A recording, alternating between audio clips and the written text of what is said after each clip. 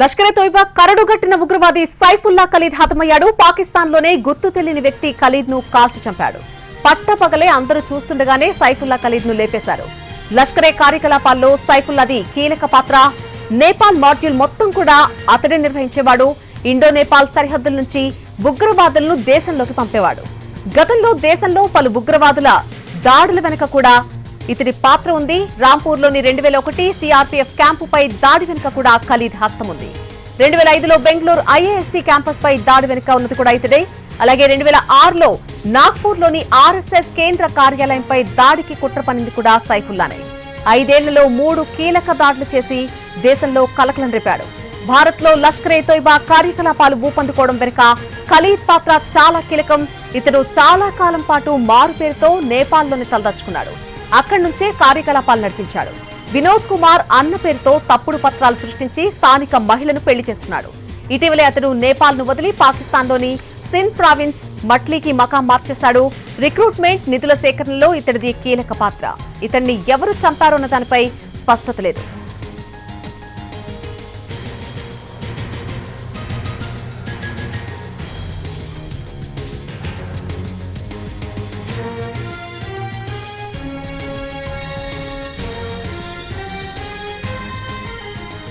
లష్కరే కరడుగొట్టినటువంటి ఉగ్రవాది సైఫుల్లా ఖలీద్ హతమయ్యాడు. పాకిస్తాన్లోనే కొంతమంది గుర్తు తెలియని వ్యక్తులు అతన్ను కాల్చి చంపినట్టుగా తెలుస్తోంది. పట్టపగలు అందరూ చూస్తుండగానే సైఫుల్లా ఖలీద్ ను లేపేశారు. లష్కరే కార్యకలాపాల్లో సైఫుల్లాది చాలా కీలక పాత్ర. నేపాల్ మాడ్యూల్ మొత్తం కూడా అతడే నిర్వహిస్తూ ఉండేవాడు. ఇది అంశానికి సంబంధించి పూర్తి అప్డేట్ మా ప్రతినిధి రాజు అందిస్తారు. లైవ్ లో రాజు. ఎస్ నళిని, ఆపరేషన్ సింధూర్ తర్వాత భారత్లోనే కాదు పాకిస్తాన్లో ఎక్కడున్నా సరే ఉగ్రవాదులను వేటాడమే ఇప్పుడు లక్ష్యంగా పెట్టుకుంది కేంద్ర ప్రభుత్వం. దానికి అనుగుణంగానే ఒకవైపు చూస్తూనే ఉన్నాం, జమ్మూ కాశ్మీర్లో 6 టెర్రరిస్టులను ఇప్పటికే హతం చేస్తే మరోపక్క టెర్రరిస్టులకు ఎవరెవరు సహకరించారు, ఏంటి, వాళ్ళకు సంబంధించినటువంటి గూఢచారులు ఎవరున్నారు అనే దాని మీద కూడా ఇప్పటికే భారత్ ఫోకస్ పెట్టింది.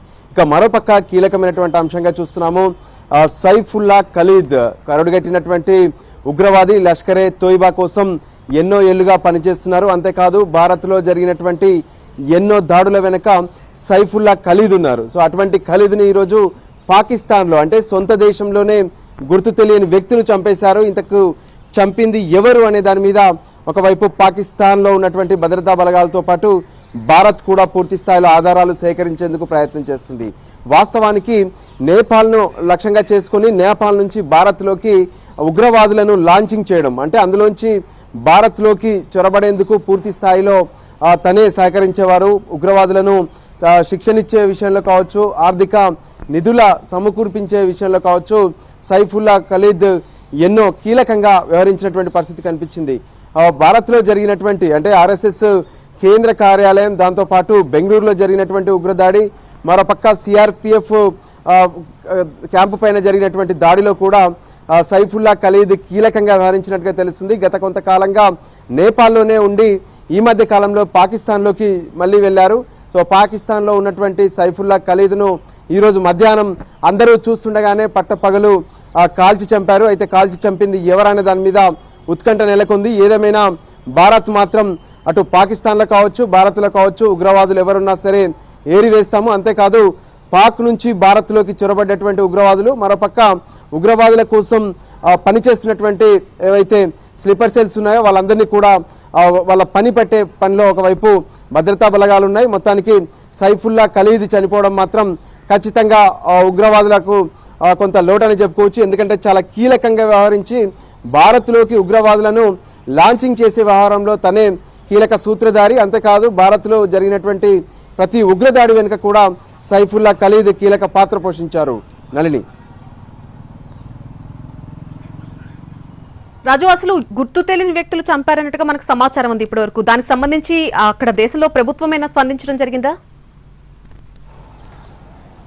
ఎస్, ఇప్పటి వరకు ప్రభుత్వం నుంచి ఎటువంటి అధికారిక ప్రకటన లేకపోయినప్పటికీ కూడా కొన్ని సందర్భాల్లో అంటే ఒకవైపు భారత గూఢచార వ్యవస్థ సైతం పాకిస్తాన్లో పనిచేస్తూ ఉంది. అలాంటి వాళ్ళు ఎవరైనా సైఫుల్లా ఖలీద్ను చంపారా, లేదంటే అక్కడ ఉన్నటువంటి ఉగ్రవాదులే ఏదైతే నేపాల్ నుంచి వచ్చాడు కాబట్టి ఏదైనా సమాచారం లీక్ అవుతుంది అనేటువంటి అనుమానంతో సైఫుల్లా ఖలీద్ను చంపారనేది మాత్రం అధికారికంగా ఎటువంటి ప్రకటన రాలేదు. సో ఉగ్రవాదుల్లో ప్రత్యేకంగా లష్కరే తోయిబాకు కీలక సూత్రధారిగా పనిచేస్తున్నటువంటి సైఫుల్లా ఖలీద్ హతమవడం మాత్రం ఖచ్చితంగా అక్కడ ఉన్నటువంటి ఉగ్రవాదులకు తీరని లోటు. మరి దీని వెనక ఎవరున్నారు, ఇంత ఓపెన్గా అది పాకిస్తాన్లోనే బహిరంగంగా ఎందుకు కాల్చి చంపారనేది మాత్రం ఇంకా సరైనటువంటి స్పష్టత రావట్లేదు. Nalini. Right Raju, thank you for the update. Lashkare కరుడుగట్టినటువంటి ఉగ్రవాది సైఫుల్లా ఖలీద్ హతమయ్యాడు. పాకిస్తాన్లోనే కొంతమంది గుర్తు తెలియని వ్యక్తులు ఖలీద్ ను కాల్చి చంపినట్టుగా తెలుస్తోంది. పట్టపగలే అందరూ చూస్తుండగానే సైఫుల్లా ఖలీద్ ను అక్కడ కాల్చి చంపేశారు. లష్కరే తోయిబా కార్యకలాపాల్లో సైఫుల్లాది ఒక కీలక పాత్ర. నేపాల్ మాడ్యూల్ మొత్తం కూడా ఇతడే నిర్వహించేవాడు. ఇండో నేపాల్ సరిహద్దుల నుంచి ఉగ్రవాదులను దేశంలోకి పంపించే ఆ పని వెనక ఇతడు కీలక పాత్రధారిగా ఉండేవాడు. గతంలో దేశంలో పలు ఉగ్రదాడుల వెనక కూడా ఇతడి పాత్ర ఉంది.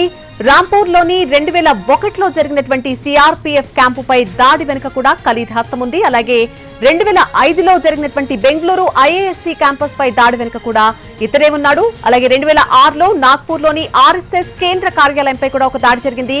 ఆ దాడికి కుట్ర పన్నింది కూడా సైఫుల్లానే. 5 ఏళ్లలో 3 కీలక దాడులు చేసి దేశంలో కలకలం రేపాడితడు. అయితే భారత్ లో లష్కరే తోయిబా కార్యకలాపాలు ఊపందుకోవడం వెనుక కూడా ఈ ఖలీద్ పాత్ర చాలా కీలకమని చెప్తున్నారు.